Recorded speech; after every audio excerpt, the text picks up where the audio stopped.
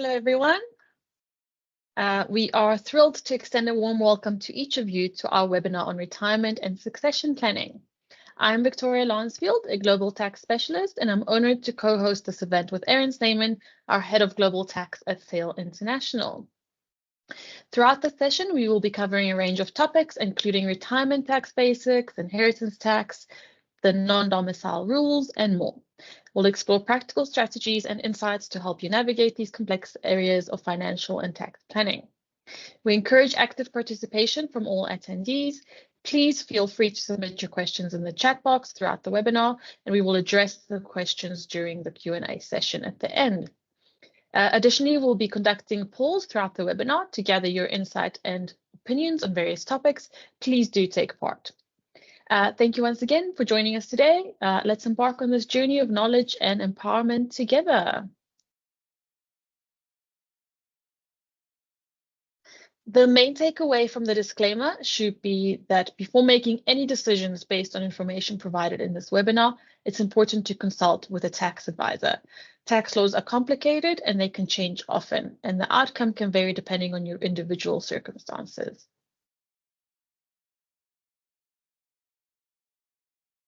Thanks, Victoria.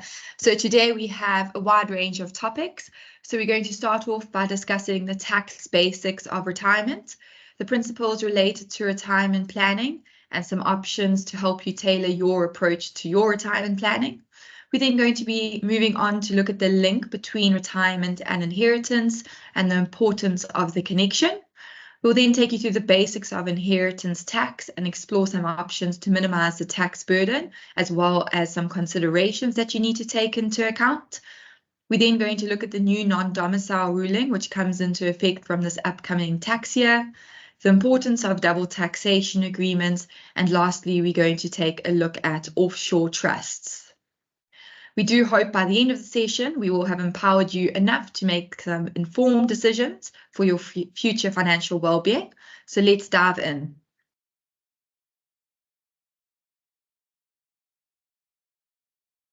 Thank you, Erin. When it comes to retirement planning and taxes, here are some key figures and allowances to keep in mind. The annual pension contribution allowance. For the tax year 23-24, the pension annual allowance is set at £60,000 or 100% of your income if you earn less than £60,000. This allowance represents the maximum amount you can contribute to your pension each year while still receiving a tax relief. It was previously capped at £40,000, so you can see it was increased significantly. The pension lifetime limits. The maximum amount you can build up in your pension over your lifetime is set as £1,073,100. Tapered pension allowance is if your adjusted income exceeds £260,000, your annual allowance begins to decrease. This is known as the tapered annual allowance. The threshold for tapering were increased in April 2023, which in turn can benefit high earners, particularly those in the NHS.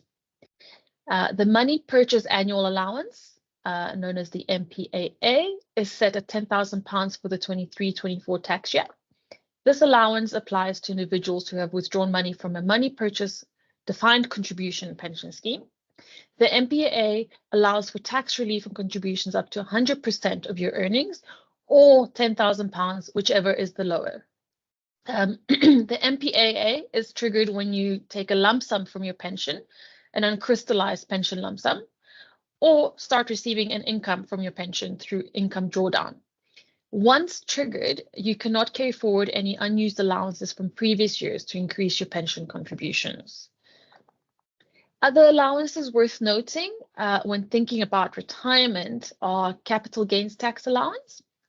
For the 23-24 tax year, you have a capital gains tax allowance of £6,000, which unfortunately will decrease to £3,000 starting from this 24-25 tax year. The personal allowance, which is the amount of income you can earn tax-free, is set at £12,570 for the next few years.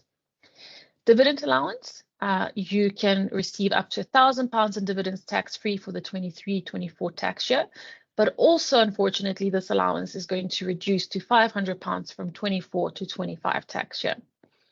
The individual savings accounts, you can save up to £20,000 per year in an ISA. Now, with the option of an additional £5,000 for the new British ISA that was introduced. You can save up to £9,000 per year in a junior ISA for a qualifying child. And lastly, the government will add a 25% bonus each year on contributions up to £1,000 made into a lifetime individual savings account known as a LISA. In addition to these allowances, it's crucial to acknowledge the extensive range of other available reliefs, such as the savings allowance, starter savings allowance, rent-to-room relief, capital gains tax rollover relief, among others. These provisions play a vital role in retirement planning and tax management, offering opportunities to optimize savings and minimize tax liabilities. Given the diverse array of options, there isn't a one-size-fits-all approach, making a customized planning tailored to individual circumstances necessary. Understanding and leveraging these various allowances and reliefs empowers individuals to make informed decisions aligned with their financial objectives, highlighting the importance of consulting with tax advisors.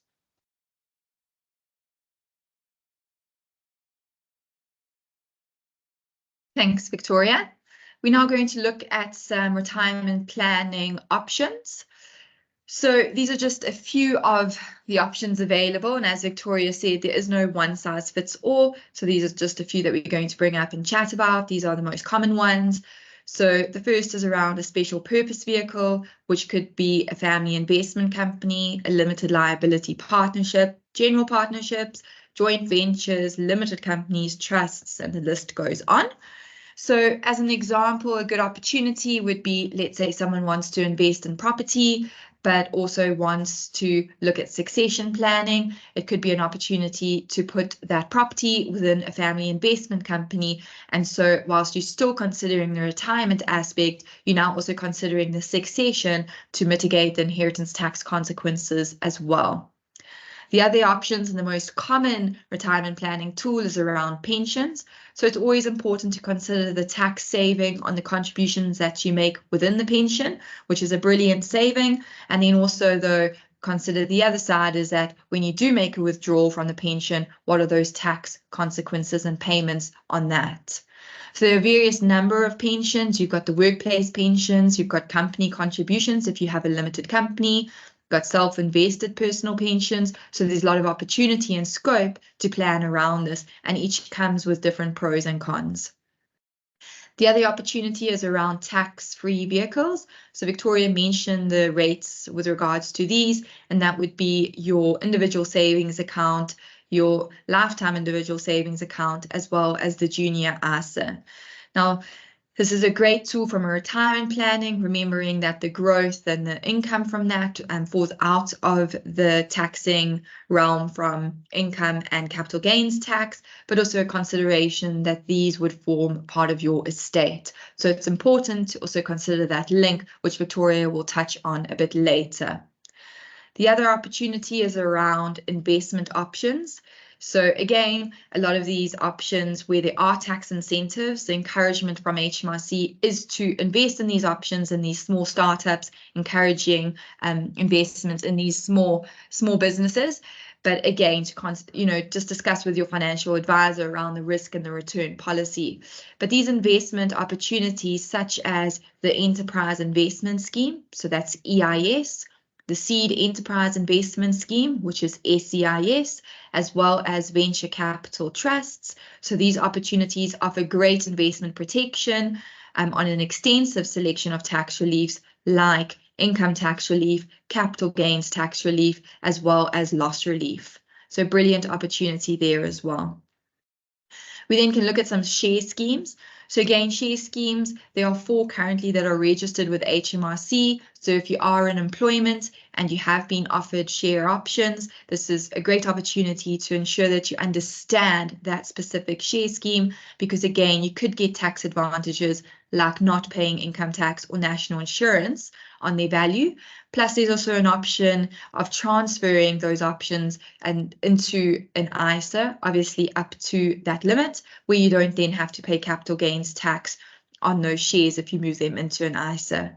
So the share schemes that are covered under the HMRC approved list are your Enterprise Management Incentive Scheme, your Company Share Option Plan, your Systematic Incentive Plan, as well as your Save As You Earn. So again, some brilliant options there. The other one that is quite great is looking at the opportunity of transferring to your spouse or your civil partner. So having a look at each spouse's income and assessing the tax liabilities and making that transfer, which is tax exempt, and looking to ensure that you're utilizing your full allowances between your spouses, because most of these allowances are not carry forward allowances. So if you don't use them, you lose them. And then Victoria also touched on the capital gains tax-free allowance. And whilst that is reducing, there's still a great opportunity to look at the timing of your disposals to ensure that you are taking full advantage of that allowance. And then finally, to ensure that there's diversification across your portfolio when it comes to retirement planning. Thank you, Erin. Let's chat about the link between inheritance and retirement. As individuals approach retirement, they embark on a journey not only to secure their own financial future, but to also shape the legacy they leave behind for their loved ones. Retirement and inheritance planning are fundamentally linked. Requiring careful consideration of various tax and legacy factors to ensure a smooth transition of wealth across generations. The tax considerations link is that retirement assets and inheritance assets may both be subject to taxation. A few that Erin mentioned earlier fall strictly into that. Effective planning can minimize tax liabilities for retirees and their heirs. Now, if we move on to legacy planning, retirement presents an opportunity to establish a lasting legacy. Through inheritance planning, retirees can strategically pass on financial assets to future generations. Beneficiary designations. Retirement accounts necessitate designated beneficiaries. Regular review and updates of these designations are vital to ensure assets are distributed according to the retiree's wishes, maintaining alignment with inheritance goals. Estate planning. Retirement planning comprises estate planning automatically, including wills, trusts, and powers of attorney. These legal instruments dictate asset distribution upon death, facilitating the transfer of wealth and preserving the retiree's intended legacy. Integration with will planning. Coordination between lifetime gifts and will planning is essential. Timing considerations based on the retiree's age, income, retirement needs are crucial for optimizing tax savings and ensuring effective wealth transfer strategies. Retirement and inheritance planning are interconnected. Each play a pivotal role in securing financial stability and facilitating the transfer of wealth to future generations. A regular reassessment of strategies with the guidance of a tax advisor and financial advisor is imperative to navigate uncertainties and any legislative changes effectively. Let's move on to the poll.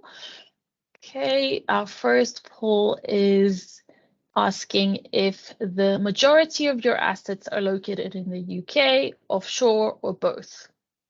Please, if you could all navigate to the poll and answer for us. I'll leave it up for a minute, and then we will share the results.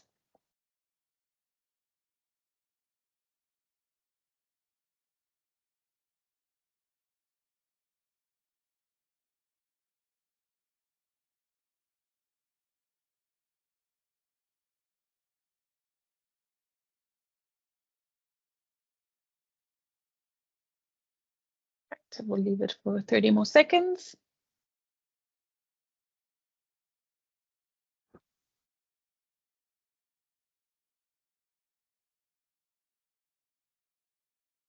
Great, thank you. So as we can see,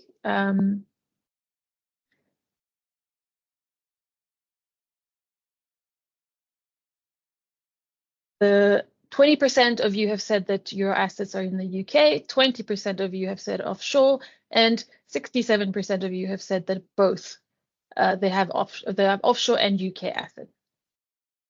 Great, let's move on.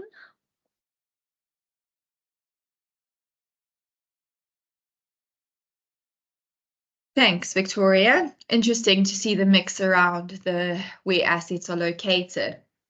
So let's move on to the inheritance tax and the basics around this. So inheritance tax is charged on the transfer of value to others. It's a tax most of us know on death is when inheritance tax would be payable. In some circumstances, inheritance tax does become payable earlier. So for example, if you were to put assets into certain types of trust, it does spark an inheritance tax charge. Now, inheritance tax is currently charged on the value of the estate. So after considering reliefs and exemptions, plus certain lifetime transfers made in the last 7 years, that would be the value of the estate, and tax is charged at 0% up to the threshold, which is currently £325,000, and that is known as the nil rate band. After that value, you then charged at 40% on the balance of the estate. Now, the 40% tax rate can be reduced to 36%, where at least 10% of the net estate is left to charities, and those charities can be within the UK, within the EU, or other specified countries. Now, each person has a nil rate band, so this allows for an estate of up to that amount to be left with no inheritance tax liability. Married couples and civil partners have one nil rate band each. So nil rate band can be transferred when a spouse or civil partner has died and their estate charged to inheritance tax doesn't utilize that full £325,000. Assets that pass directly from one spouse or civil partner to another are exempt from inheritance tax. So if on death you leave everything to your spouse or your civil partner, that would be exempt from inheritance tax, and you wouldn't have used any of your personal nil rate band. Your unused nil rate band can then also be transferred to your spouse or your civil partner, and that would be used to work out their inheritance tax liability on their estate when they then pass away. So it does mean that when your spouse or civil partner does die, a maximum of 2 nil rate bands can come into play, currently totaling £650,000. This nil rate band of £325,000 is currently frozen up until April 2026, and we'll then see what the new draft legislation says after that date. In April 2017, a new nil rate band came into play, and that's currently at £175,000. So this allowance applies where a family home is transferred to a direct descendant. So for an example, that would be a child or a grandchild. There is a tapering limit on this as well. So the tapering amount here is that for every £2 that the net value of the estate is more than £2 million, the resident nil rate band reduces by £1. In the dark blue on the slide, you'll be able to see a concept where we have a husband and wife, where you could get an inheritance tax-free amount of £1 million. So this would be where the two nil rate bands are available, which is £650,000, plus then each of the spouses get a resident nil rate band of £175,000 each. So that totals £1 million. So this again, effective tax planning enables you to utilize this in full. And there's also the concept around the taper relief, and this is a 7-year ruling, which we're going to go into in a bit more detail in a couple of slides' time. Thank you, Erin. Now we move on to the second poll.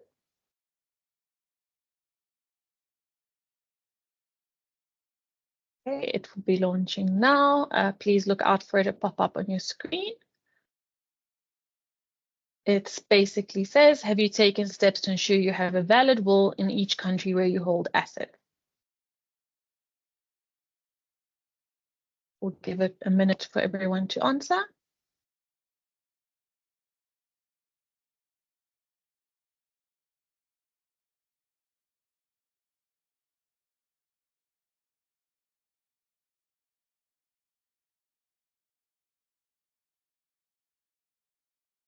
Okay, 30 more seconds for everyone.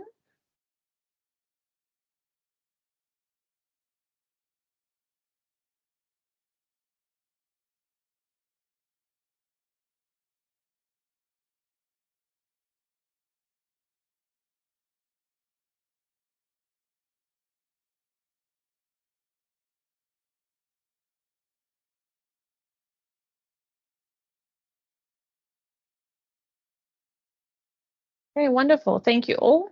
And we can see that only 33% of you have said yes, they do have a valid will in each country where they hold assets. So that leaves 67 of you percent of you that have not considered that. We do advise for you to consider that and speak to your advisors to help you establish a will in the country where you hold assets. Great, thank you.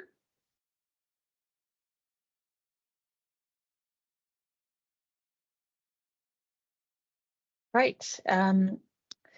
Minimizing inheritance tax.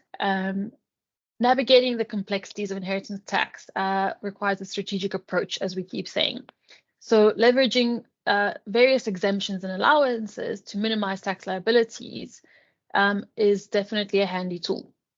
Understanding the available exemptions is essential for individuals looking to protect their assets and pass on wealth efficiently. You can see all the exempt transfers with their limits that are currently on the screen. There are several exemptions worth considering in your tax planning. For example, consider a scenario where grandparent, Mrs. Smith, wishes to provide financial assistance to her grandchildren. In a single tax year, Mrs. Smith could gift £250 to each of her 4 grandchildren, totaling £1,000 without incurring any inheritance tax. Additionally, one of her grandchildren is married, allowing Mrs. Smith to contribute up to £2,500 for the wedding tax-free. Furthermore, Mrs. Smith has an annual gift allowance of £3,000 per year, which she didn't utilize in the previous tax year. Therefore, she could gift an additional £3,000 in the current year without facing any tax implications. Lastly, Mrs. Smith decides to provide a wedding gift to her daughter, the parent of one of her grandchildren, amounting to £5,000. Altogether, Mrs. Smith has gifted a total of £11,500 within this tax year. Gifts to spouses domiciled outside of the UK are only exempt up to £325,000. And those to spouses domiciled or deemed domiciled in the UK are unlimited. Maintenance payments and gifts to charity are also exempt from inheritance tax. Now, incorporating these exemptions into your estate planning strategies is essential for maximizing your tax efficiency. Even though they might appear minimal, in the bigger picture, it all adds up.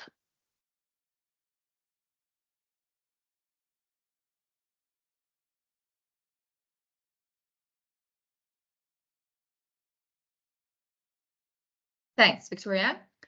So let's move on to inheritance tax considerations. So there are 3 types of transfers. The first being the exempt transfers, which Victoria touched on those and used the example of Mrs. Smith, which are great incentives there. The second transfer is the chargeable lifetime transfer, and these are mainly gifts to certain trusts. So after considering deductions, the value of that transfer will then be charged at the lifetime inheritance tax rate at 20%. Now, if you die within 7 years of making the gift, the value of the gift needs to then be taken into consideration when calculating your inheritance tax liability. Credit is given where tax has already been paid, in this case, the 20%. Again, there's also partial relief, and this is called taper relief, which could be available to reduce the tax on those gifts. And that's where there is death within the 7 years of gifting, depending on where you die, when you die within those 7 years will depend on the amount that's added to the inheritance tax estate. The third transfer is called a potentially exempt transfer, and these are also known as PETs. These are transfers which are neither exempt transfers nor chargeable transfers, and this includes gifts which exceed the annual exemption of the £3,000 per annum. These gifts fall outside of your estate once you have survived the gift by 7 years. If you die before the 7 years have passed, then the gift is added back to your estate when calculating the inheritance tax liability. Again, the taper relief may be available to reduce the tax payable. Then many people have tried to avoid inheritance tax by giving assets away, but still retaining a benefit from them. Now, there are 2 rules that can stop this from being effective. The first rule is called a gift with reservation. And now a gift with reservation is made where, following the gift, the donor still benefits from the transfer.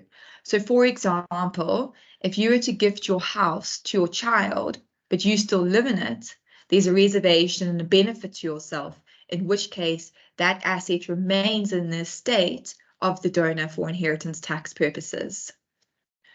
The second ruling is around the concept of a pre-owned tax asset. Now, this is an extension of the gift with reservation rule, and it applies where a gift has been made, but some benefit is still being enjoyed. Although it's not classed as a gift with reservation, and it falls outside of the inheritance tax estate once the 7 years has lapsed, there is still a less of a direct benefit that's required to fall under this rule. So for example, and let's put this in example form for this pre-owned tax asset, let's say you give a lump sum of money to your child, who after 3 years decides they're going to purchase a house and they're going to allow you to live in this house. Now, whilst when you gifted this house, while you gifted the cash at the time, there was no intention that you would ever have a benefit. By default, you now have a benefit because you now have lived in this house. So we've got this tax charge that is applicable. So although that gift of cash remains outside the estate, there's still the benefit that's being received from the gift when you move into the property, and that's when that tax applies. So in this case, because we're talking about the property aspect, the pre-owned asset tax is an income tax charge, and that's going to be based on the rental value of that property that they are living in. There are also a lot of various reliefs which are available to reduce the amount of inheritance tax that an estate will pay. And these include a number of property exemptions, which are brilliant. So the first one that we're going to chat about is business relief. For anyone who's done reading, you might have known this as the Business Property Relief, or BPR. And this is available on the value of transfers of business property, providing that certain conditions are met. And this relief is up to 100%, meaning that this value is free from inheritance tax. So in some cases, you get a 50% relief, and in some cases, 100%. So the 100% relief is available when you transfer shares in an unquoted trading company, when you transfer an interest in trading partnerships, or when you transfer a sole trader business. Relief at 50% is available for assets which you own personally, but are used also in a personal trade. So for example, if you own an office building in which your own personal company also trades, then only 50% inheritance tax relief will be available on the value of that office building. For the business relief to apply, you do need to have owned the asset for at least 2 years. There are cases where if you sell the asset and acquire a new one, it's possible to structure the transfer so that the replacement business relief applies. So in this case, you don't reset the clock for the 2-year period. The second great relief is around agricultural property relief, and this applies to anyone who owns land, woodlands, farm buildings, and certain farmhouses which accompany land. Again, for this relief to apply, you need to have owned the property and used it for agricultural purposes for 2 years, or you must have owned it for a 7-year period if the land is used for agricultural purposes by another person. Relief again here is available at 100% of the agricultural value in most cases. Again, we can look at that concept. If you structure the transfer in a specific manner, that 2-year period doesn't restart, and so you then don't have to restart that 2-year period. Again, a great concept, provided though that the structure of the transfer is done in the correct manner. The last relief is around the transfer of national heritage property. This would be the concept of work of arts, books, land and buildings, and these would be exempt from inheritance tax. The intention of this exemption by HMRC is to ensure that property important to the UK heritage is not sold just to pay the inheritance tax liability. The property does need to go through an approval process in order to be exempt. So to retain the exemption, you also need to meet certain conditions, such as maintaining the item, allowing public access to that item, and keeping that item within the United Kingdom.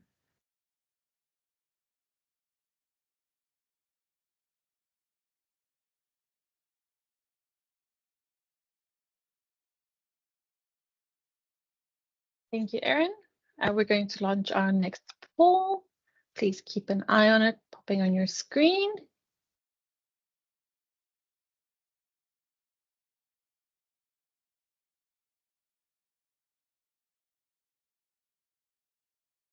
All right, it should pop up now.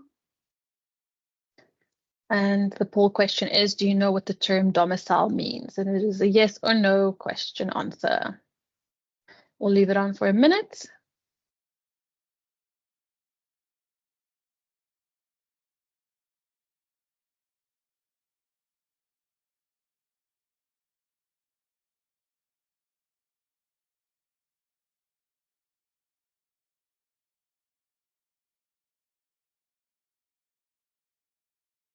All right, 30 more seconds. We do encourage you all to please answer.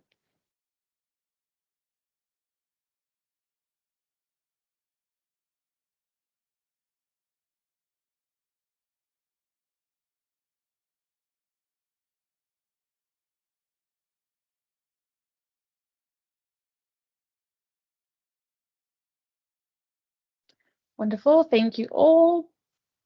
All right, so it looks like 43% of you know what the term domicile means and 57% of you do not know. This leads us now on to the next slide and our next topic. Great. In the context of UK taxation, a non-dom refers to an individual who's domiciled outside the United Kingdom for tax purposes. This status has significant implications for taxation, particularly in areas such as inheritance and retirement planning. Under the current regime, non-doms are able to avoid UK inheritance tax on assets situated outside of the UK. This means that non-doms could effectively shield their foreign assets from UK inheritance tax. Similarly, non-doms have had specific considerations to take into account when planning for retirement. The non-dom regime in the UK is undergoing a significant change. As of April 2025, in the new tax year, the UK will transition to a purely tax residency-based system. This means that individuals will be taxed in the UK on their residency status rather than their domicile status as well. So you'll either be a tax resident or a tax non-resident. No longer could you be a tax resident and a non-domicile tax resident. That is going to fall away. Under this new system, individuals who are UK tax residents will be subject to UK taxation their worldwide income and gains, regardless of their domicile status. The shift to a tax residency-based system in the UK will impact how non-doms are taxed, including their inheritance and retirement planning. It's essential for anyone affected, so anyone that has a non-dom status, to please seek professional advice to understand the implication of these changes and to adapt any of their financial plans or strategies accordingly. It is also a wonderful planning exercise at the moment before these changes come into effect and going forward as well. You have this window to make wonderful plans to mitigate tax in your succession and retirement planning. Now let's chat about the new arrivals and statutory residence test. This refers to those individuals who have had at least 10 years of consecutive non-resident status. This therefore means that a 10-year period of non-residence is required to reset the clock to be able to claim the 4-year new arrival status again. Currently, a period of 6 years of non-residence is required to lose deemed domiciled status for income and capital gains tax purposes, so that the remittance basis can be claimed. The statutory residence test will be used to determine tax residency. Treaty residents under the relevant double tax agreement and split years will be ignored. If an individual leaves the UK temporarily during the 4-year period, they will still be able to make a claim under the new regime for any of the qualifying tax years remaining on their return to the UK. Let's move on to the annual claim and blanket application. Currently, an individual must actively claim the remittance basis in their tax return for their foreign investment and gains to be outside the scope of the UK tax. Where the remittance basis user brings any of their foreign investment and gains into the UK, it will then be subject to the UK tax. Under the new regime, qualifying individuals will still need to claim the 4-year relief on an annual basis. Individuals do not have to make the claim each year, however. For example, making a claim in year 1 of tax residency, then choosing not to for year 2 will not prevent them from making a claim in years 3 and 4.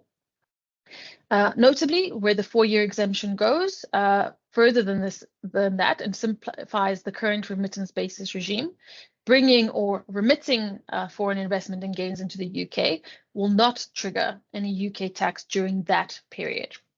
Individuals will not be required to track the movement of their foreign income and gains through investments as they currently have to under the remittance basis regime. Now, inheritance tax, this is the biggie. Currently, and as it has been the case for many years, individuals who are non-UK domiciled are only subject to inheritance tax in the UK on their local UK asset. The deemed domiciled rules limit how long an individual can enjoy this benefit where they have been in the UK long term, that is 15 out of the previous 20 years. This applies regardless of whether the individual claims the remittance basis. The policy does not currently change this, so that will continue to be the case as far as we know. Although it is announced that it will be consulted on the best way to move forward with inheritance tax to a residence-based regime. The technical notes envision that the new rules will involve charging inheritance tax on worldwide assets owned outright when a person has been a resident in the UK for 10 years. With the provision to keep a person in the tax scope for inheritance tax for 10 years after leaving the UK. This all remains subject to consultation, so it will be a key area to watch. And we will always notify you guys of any changes and confirmations that come about. Let's launch our next poll.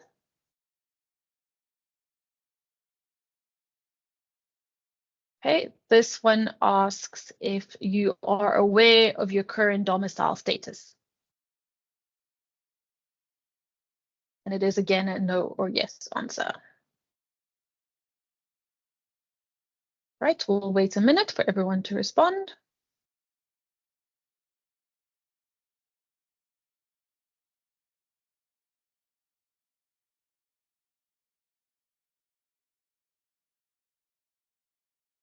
Okay, 30 more seconds.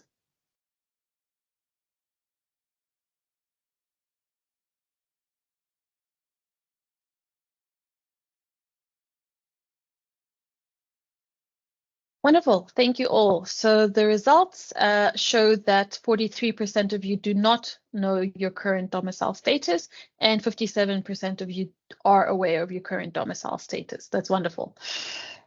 Great, let's move on to the transition period.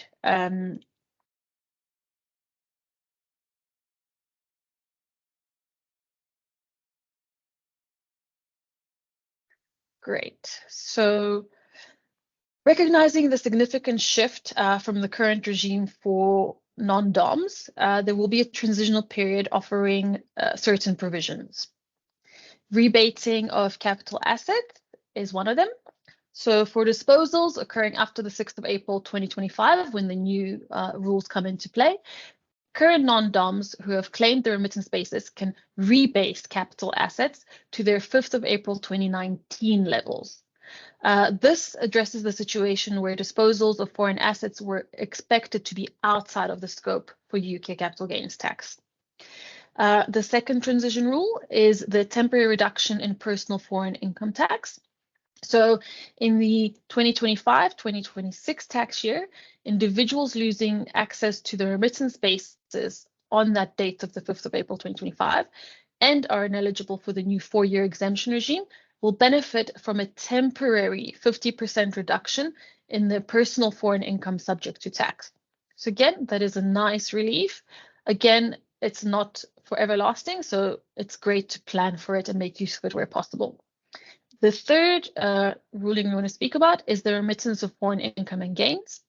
Non-DOMs will have the opportunity to remit the foreign income and gains that arose before the 6th of April 2025 to the UK at a rate of 12% under a new temporary facility during the tax years of 2025 and 2026, as well as 2026 and 2027. These transitional measures aim to facilitate a smoother transition for non-DOMs affected by the changes and provide temporary relief during the period of adjustment.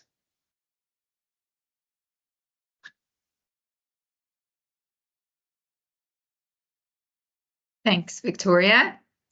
Let's move on to double taxation agreements. So specifically looking at retirement, we're going to just target pensions, and then also looking at inheritance tax and how the double taxation agreements can protect you from double tax. So a pension may be liable to UK tax and tax in another country. Now this can arise in two cases. One, where you've got a UK resident who receives a pension from another country, and then a non-UK resident who receives a pension which is subject to UK tax.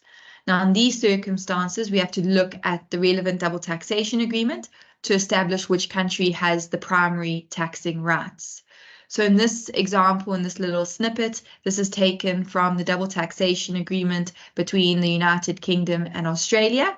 And if you can see under point 1, it identifies that pensions, which include government pensions and annuities paid to a resident of a contracting state, shall only be taxable in that state.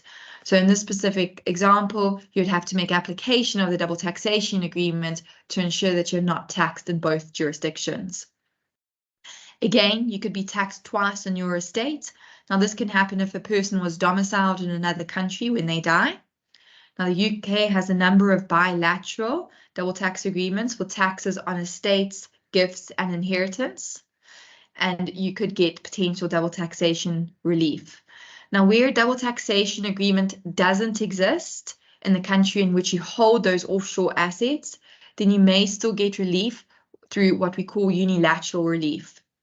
Now, if you're able to claim unilateral relief and you're able to get double taxation relief, the law indicates that you're able to claim the highest amount of relief. So if the unilateral relief comes out at a greater relief than that of the double taxation relief, then you can apply the unilateral relief against your inheritance and your estate. Thank you, Erin. Let's launch our final poll. This question states, do you know in which jurisdiction you may be, or jurisdictions you may be liable to pay inheritance tax? It is again a yes or no answer.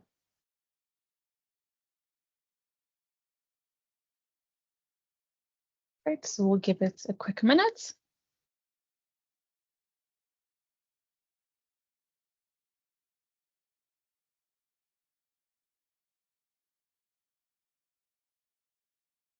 And 30 more seconds.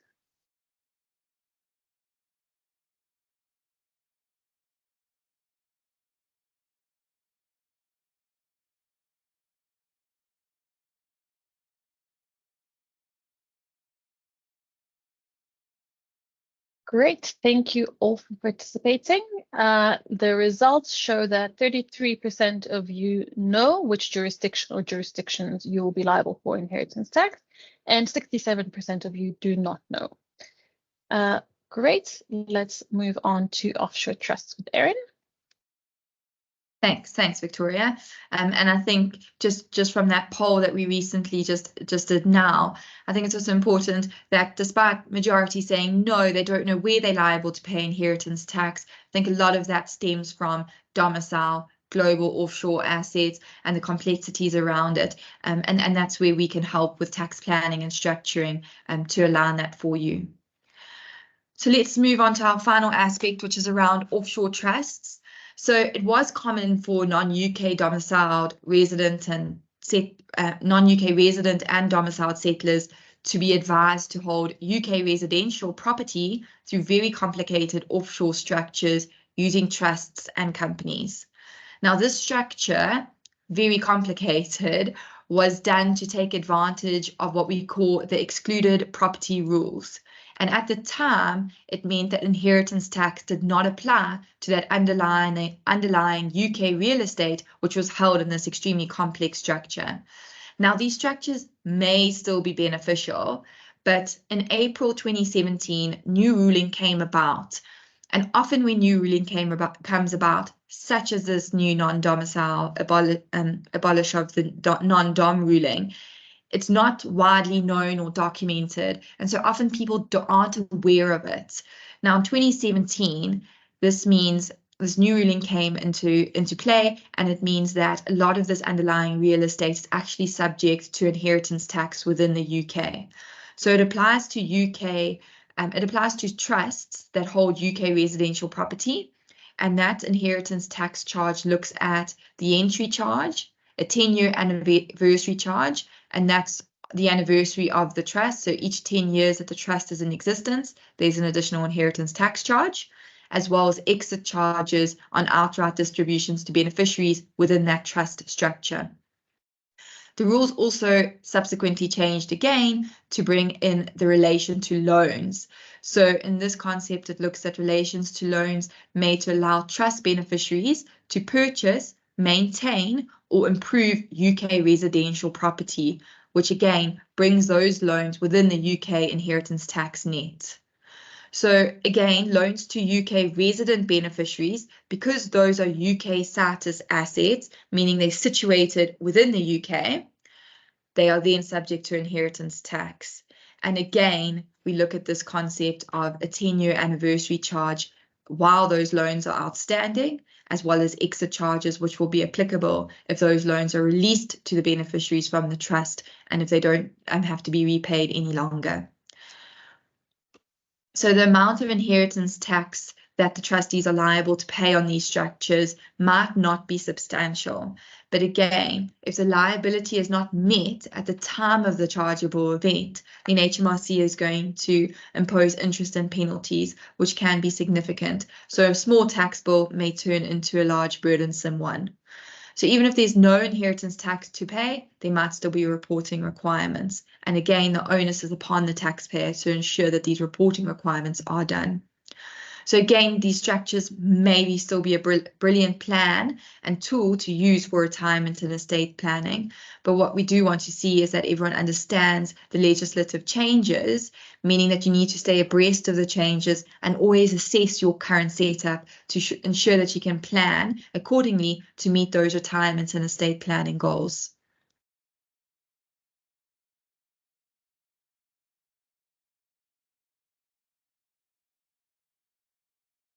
Thank you, Erin. So let's chat about how we can help. If you're looking to navigate all these complexities of tax planning and estate management, we are here to help. What you see on the screen are a few of our services that can support you in some of these endeavors. The first one, what's your number? We help outline your retirement needs and advise on how to get you there tax efficiently. Assessment and advice. Our team offers thorough assessments of your current financial structures, coupled with tailored tax mitigation strategies to optimize your financial situation and goals. Estate planning expertise. When planning for the future, we can assist in providing comprehensive estate planning assessments to ensure your assets are managed and distributed efficiently according to your wishes. Global tax. Dealing with assets across multiple jurisdictions, you can benefit from our global tax advice tailored to your unique circumstance, ensuring compliance and efficiency across borders. Plus, we offer a complimentary 15-minute assessment to get you started. Book and come chat to us. Let's see how we can assist and assess you privately. Also, don't miss out on valuable tax insights. Sign up for our social media channels and newsletters to receive a weekly tax tip and stay informed about the latest updates and strategies. Yeah, book your free consultation now and let's start optimizing your tax and estate plans today. Okay, so now it is time to move on to the question and answer session. Great, let's look at the chat box. I'm going to read a few of them out loud and then we can proceed to answer them.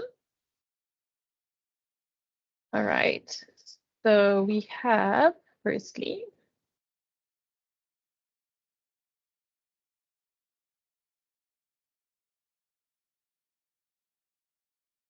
Okay, we have Melina asking if you need separate wills. Yes, Melina, to answer your question, we advise, look, you don't necessarily, it's not a requirement, but we find it is a necessity. It helps how your estates will be distributed and facilitated, and how all the compliance will be done appropriately to each jurisdiction.